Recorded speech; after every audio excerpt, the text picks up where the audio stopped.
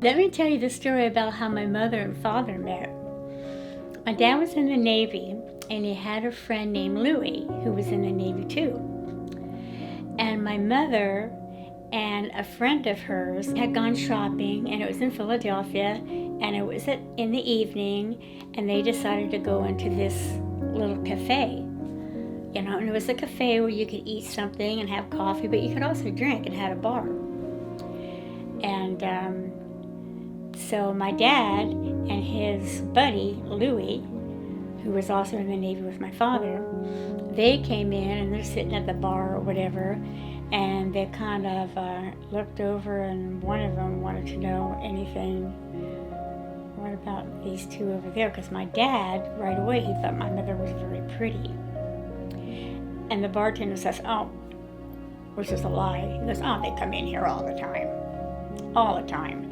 Which was an absolute lie. It was the first time my mother had ever been there. She was not a bar hopper. She was a good Catholic girl from a family of, 11 children. So she had 10 brothers and sisters. And so both of them thought, well. So when they escorted my mother, and I think she was with my Aunt Kitty, her sister, they called a cab, and they thought that they were going back to their place and that they were going to score. This is 1942. They were going to score. And when they went inside, which is to the picture of the house that I showed you, my grandparents lived in then, and when they walked in, they saw all these kids, because there were like 11 kids in my mother's family, brothers and sisters and everything. And so they were really shocked, because they thought they were going to get something. And yeah, they got something all right. My grandmother, my grandfather, and but my dad fell in love with my mom. My father was funny. He and I had the same sense of humor. And he would say something. We'd be at like the kitchen table or something, and he would say something, and nobody would get it, and I'd look at him, and he'd look at me, and the two of us would crack up laughing. So my dad and I had a connection. I loved him. I was crazy about him. And it broke my heart that, because of the drink, he just, I can remember when we were young, we went on vacations, and we didn't go like to the mountains. We went to Oregon. We went hundreds of miles away. We rented cabins. We would take my Uncle Jerry. Uncle Jerry and I were like 3 or 4 years apart. He was a little older. My dad was a big camper, had Boku tents and all the lights and everything to hang up, and all the paraphernalia for, So we did a lot of camping, multiple tents, and we would take my uncles, who were teenagers then, with us, or we'd go somewhere up north and rent a big old cabin, off of a lake. I mean, when my dad was around and it was good, it was really good.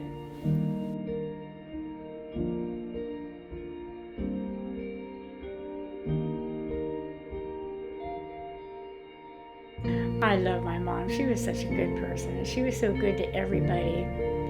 But all my friends loved her. Everybody in the neighborhood loved her. She had lots of friends, lots of church friends. She was very religious, Catholic, very involved with the church. I used to love to talk to my mom about when she grew up in Philadelphia, in Philly, because I had very vague memories of that, when I lived back. As a matter of fact, I've got some pictures there of it with Grandma and Grandpa McCormick, But my mom was really an unusual, and she was so pretty, she really was. She was so pretty. When I look back on it, she could have very easily, if she hadn't been as strong mentally and so strong in her religion and what her duties were and what she owed to her children, even though her husband, what would have happened to us, you know? But my mom worked like a dog to keep us all together. But yet, you know, I don't ever remember being unhappy. Remember my grandpa, when we lived in Philadelphia, my parents had gone to, they left my brother and me and Michelle with my grandparents in Philadelphia, because we were the only 3 kids, and my mother and father drove or flew to California because he was offered a job in California when he got out of the service with this company called Earl C. Anthony. So they went and he got the job and they got established. So we, the 3 of us, in that one picture, that was at my grandma's house with all the snow, you know, coming down. Big, huge bay window, and I love it. All my aunts and uncles running around and everything, teenagers and all that. And my grandfather was so sweet, you know. He was the dark Irish, the blue eyes and the black hair, very good looking. And he was a cop. And he would come home, and wherever I was, I wouldn't know that he was home yet, but all of a sudden he'd feel this bop on my head, and I turned around, it would be him, and he would either have a big long black licorice stick, and that's what he popped me, or a big long fat pretzel. Every time he came home, he brought me something.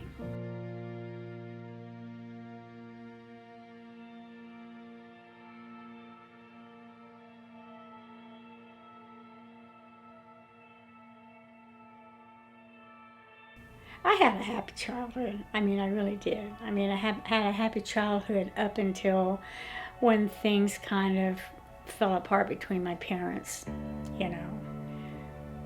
But I was older then, and what made me so unhappy was that my mom was so hurt, you know.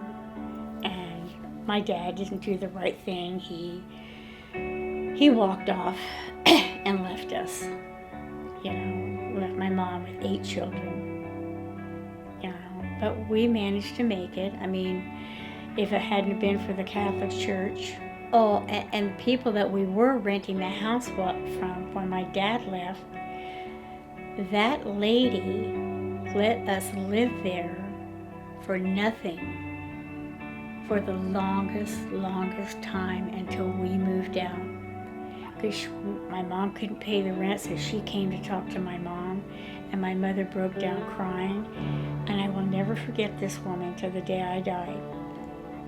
She let us live there for nothing. And so we went on welfare, and if it weren't for welfare, we wouldn't have had any food to eat, you know. But we managed to make it, and you know what? We had friends that lived in big homes that we went to school with. They had big homes and everything, and their parents had money and blah, blah, blah. And you know where everybody wanted to come? To our house. To our house. These kids that lived in Fig Garden Village and all those places that we went to school with and friends with, they wanted to come to our house because it was fun. And it was a big house. Big living room, big dining room connected to that, but we were a very religious family, you know. And on a certain night during the week, I think it was, I'm not sure, I want to say Fridays, we said we were Catholic, and we did the rosary, and that means we were in the dining room, and we turned off all the lights, and we had like a little buffet that was built into the wall, and we would have the candles up there and then a picture of the Blessed Mother, and we would get on our knees in the dining room and do the rosary with the lights off. Our friends knew on this particular day or night, whatever it was, I don't know what night but it was the same night every week. They would come over, and they would we never locked the front door. Nobody locked doors then. They'd open the front door, walk in, sit on the couch in the living room till everything was all over. And then we'd turn on the lights and we'd go out there. There'd be 2 or 3 of my brother's friends and maybe one of my girlfriends that lived in the neighborhood. And the Robinsons were doing the rosary.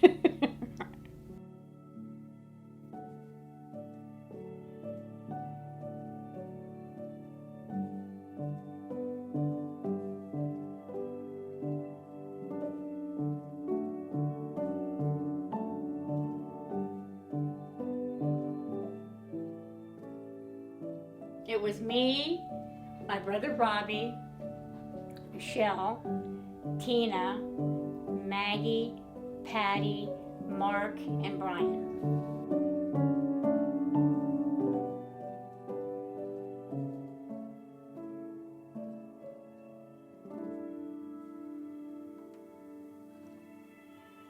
I love growing up. I had a good, even though we didn't have money, I had a very happy childhood growing up with my brothers and sisters. There's a lot of laughter. By the time my brothers and sisters came up, one of the priests from the church said, your kids should be going to Catholic school.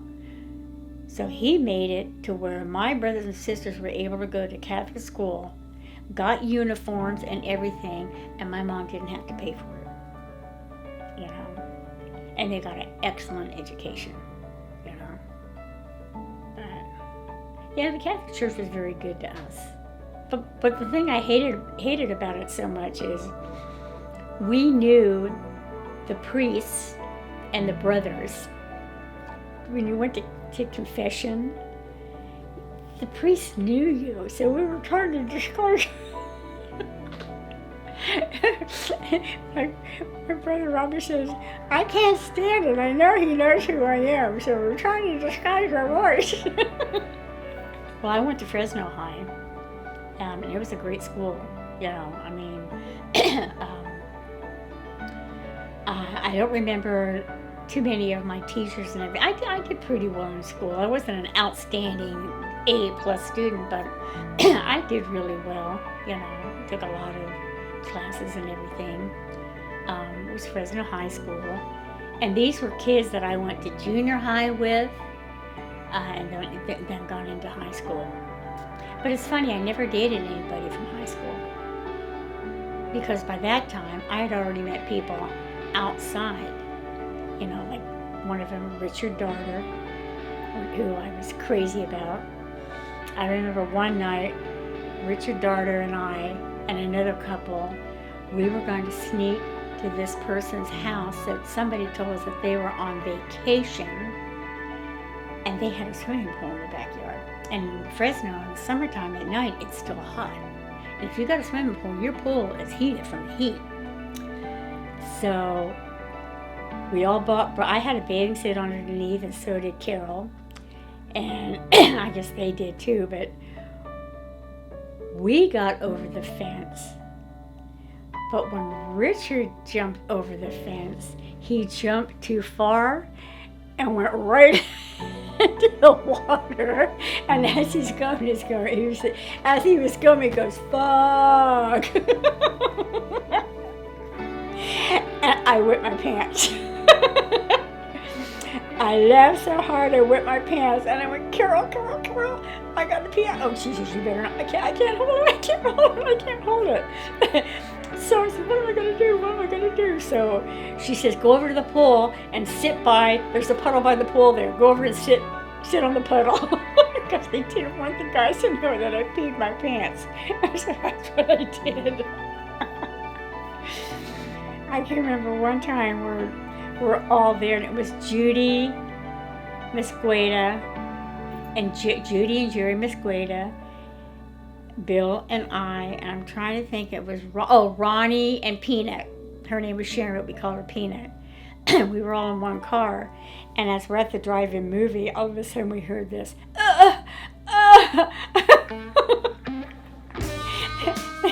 They had the windows down. The car next to us, and we look over, and we see from the back seat these legs up in the air, touching the top of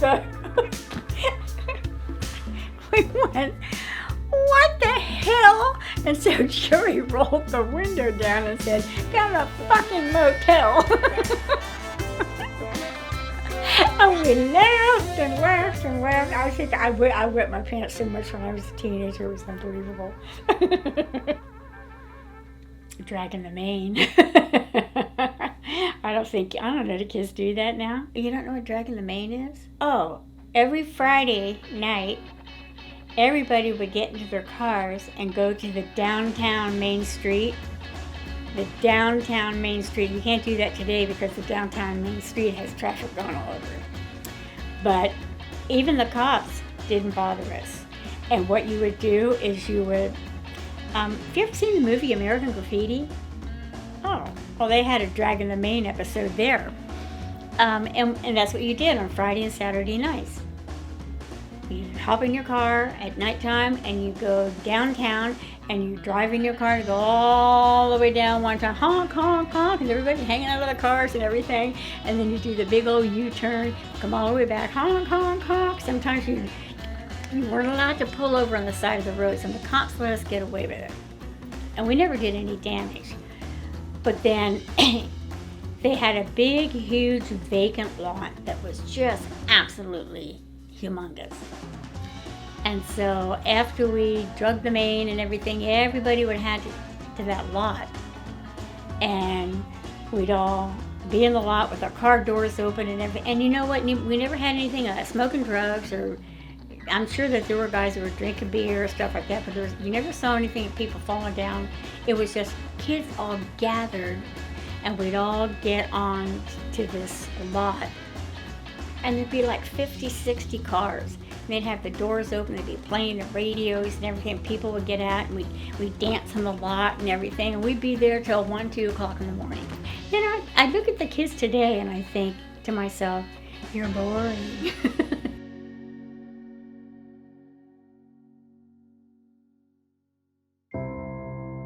When I first met him, I was in high school. When I first met him, I was in high school, and I had a friend named Judy, and Judy had a boyfriend, and her boyfriend, Jerry Mosqueda, her boyfriend and Bill were friends. And so she set it up, and that's how I first met him. He was funny and artistic. He played piano, you know, he played guitar, never had any lessons, but his dad played in a nightclub band, you know, so he got all that from his dad and everything.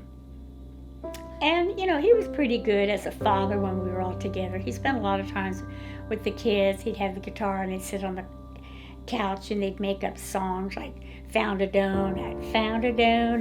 I can't remember all the words. And kids thought that was great, you know. He had a wonderful personality, you know. Everybody liked him. He was so much fun. I mean, sometimes we'd laugh so hard we'd both wet our pants. And it'd be just the two of us, you know.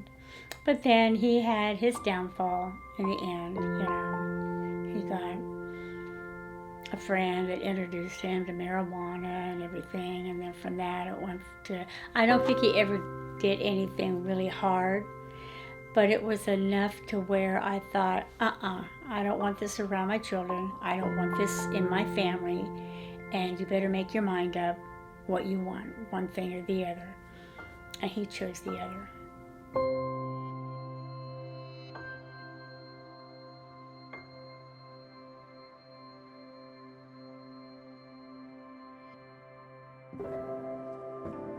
But then there I was with 3 kids, and I thought, you know, my main thing was my daughters. They didn't ask to be put in this situation. I was lucky enough that I could go back to my mom's, and my mom was there, and my family, that I could work and know that they were taken care of. Well, back then, I just had like odd jobs, you know. I worked for a telephone service and blah, blah, blah, blah, blah, blah. And then after a while, I thought, you know, I've got to do something to where, you know, can make some money and everything. So I went back to school. And that was about 9 months. 9 months, almost a year, but not quite a year. And passed with flying colors and got a job right away. And I was in the medical field ever after that, and made enough money to support myself, my kids, and we had our own place and everything else. You know, it was nice. Dr. Hirsch and Dr. Kashulis in Los Gatos, California, they had an office, and they hired me right away, and I was with them for 13 years. We would have parties at the Kashulises, and they had a big, of course they had money, they had a big, huge pool, and everything would be catered. This would be summer parties. Everything would be catered and everything, or going to Dr. Hirsch's. We had a lot of friends, a lot of patients, you know, patients that lived up in the Los Gatos Hills, and they would call me on the phone and say, hey, we're having dinner, come on up. And so I'd drive up down the freeway and go up in the mountain there, and they were so good to me, you know. But I made a lot of friends of my patients, you know, and I made out like a bandit when Christmas time came around, you know. Or some of them found out when my birthday was, you know, but for Christmas time I made out like a bandit, you know, because I was the only nurse. I worked for both of them. You know, I run this end of the hallway and run to that end of the hallway, run the EKG machine here, the pulmonary function, you know. But I loved it. You know, I worked there for a long, long, long, long time.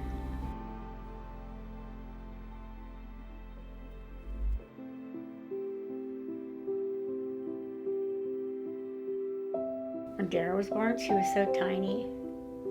She was so tiny when she was born. She was so tiny it was scary.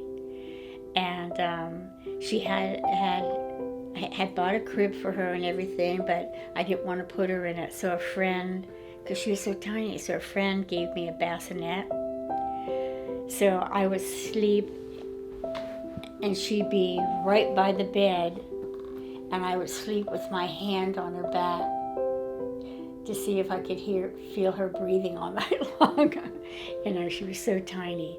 She was so cute and everything. All my daughters were really cute. Deirdre was a good baby, you know. Well, so was Dara. So were all three of them. I didn't have any whiners and criers and keep you up all night long and everything. And the same with Katie. But once they got to the point to where they were walking and stuff, we had a park near our house called Roding Park, and I would take them to the park all the time. And we would spend hours and hours there. And they would run around and everything, and I think they had a couple of little swings and a little slide and stuff like that. They had a zoo, but you had to pay to get into the zoo, and I never had the money for that, you know. I can remember one time Judy Mosqueda came over, and she paid for us to get into the zoo, you know. But I spent a lot of time with the kids. They were all funny. They all had a good sense of humor, you know. And actually being raised in my family with my brothers and everything, you know, and all that, you couldn't help but have that. My daughters have been good to me, you know. I mean, they've always been there when I needed them, you know, and I know if anything happened, I could get on the phone, any one of them, they'd be here like that, you know.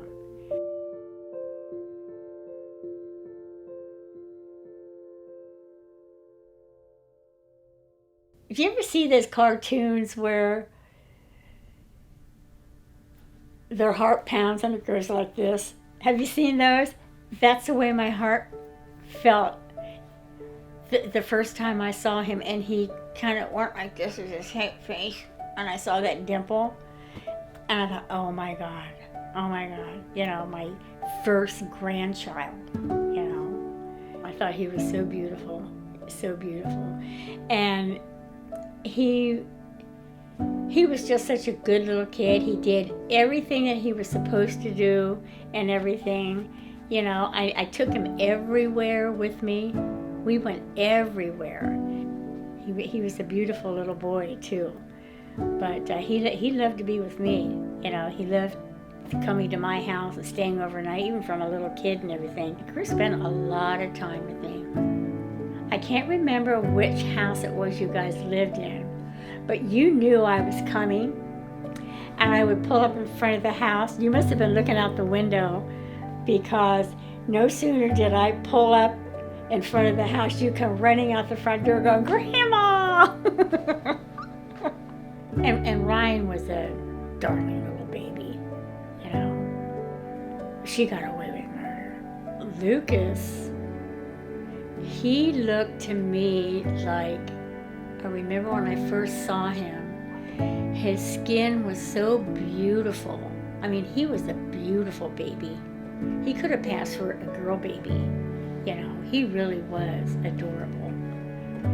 And Rachel was so funny. I remember her dancing all the time.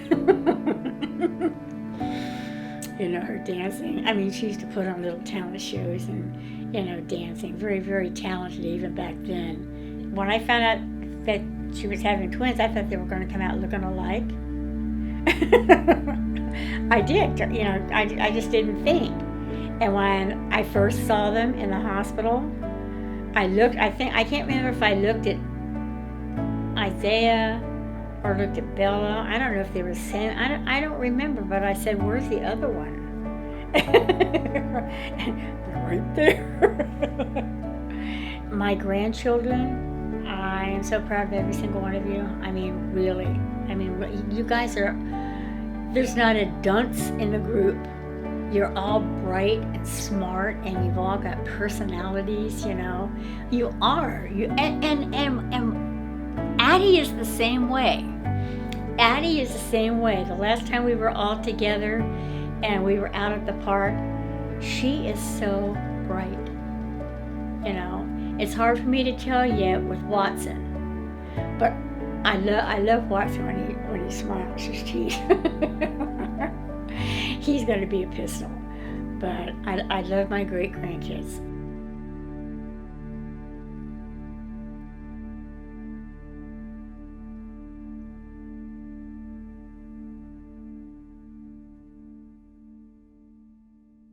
Spending time here, that I think of my grandkids. Okay, now I have great grandkids, and then my mind kind of, I think, God, you know, I'm going to have great grandkids. I wonder what they'll be like. I wonder, you know, and I do think about that, and then I stop and think of all of this started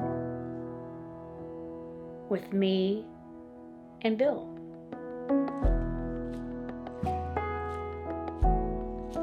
All this big family.